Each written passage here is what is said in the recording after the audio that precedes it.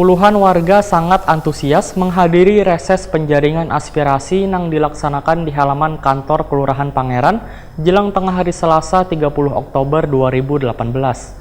Penyampaian aspirasi ini juga dihadiri anggota DPRD Banjarmasin, daerah pemilihan Banjarmasin Utara, dan beberapa instansi di Pemko Banjarmasin. Khusus Kelurahan Pangeran, dan kami bersyukur dengan puluhan warga sangat antusias menghadiri reses penjaringan aspirasi yang dilaksanakan di halaman kantor Kelurahan Pangeran jelang tengah hari Selasa 30 Oktober 2018.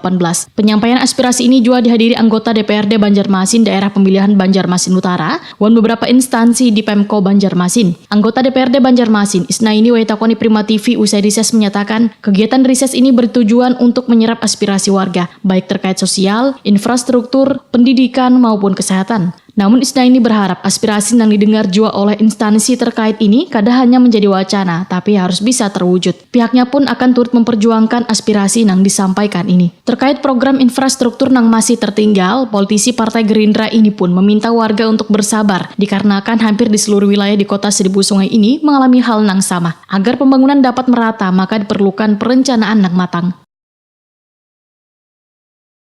Infrastruktur kan menjadi hal yang mungkin sangat berdampak langsung bisa dirasakan oleh masyarakat. Tapi saya kira juga di tengah daya beli masyarakat yang mungkin minim, kurang, tidak berkecukupan, ini saya kira juga perlu hadir lah yang namanya jam kesmas, jam kesda, mungkin yang kartu Indonesia Sehat, di mana ketika mereka sakit mereka mendapat kemudahan sekaligus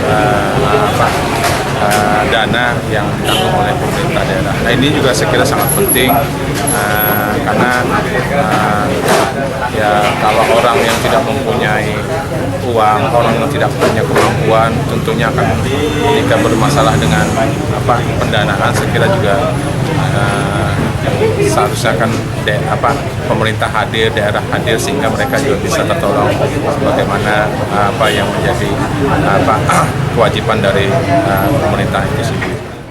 Sementara itu anggota DPRD Banjarmasin Zainal Hakim menyatakan hasil riset ini menjadi PR ke depan karena aspirasi atau pengaduan dari warga ini akan menjadi catatan untuk dijadikan skala prioritas dalam pengusulan pembangunan infrastruktur ke depan. Politisi Partai Kebangkitan Bangsa ini pun berharap seberatan usulan warga ini bisa terakomodir di APBD tahun 2019.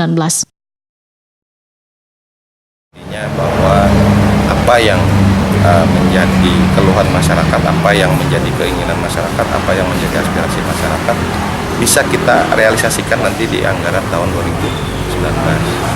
Nah, berkenaan dengan hal-hal yang lain, terutama tadi banyak ditemukan keluhan masyarakat berkenaan dengan insentif RT, dan ini juga menjadi catatan kami bahwa artinya perlu dicarikan solusi yang bagus. Kemarin kita di dalam Perda RT itu kita sudah mencoba membuat solusi seringan mungkin, dan ini kita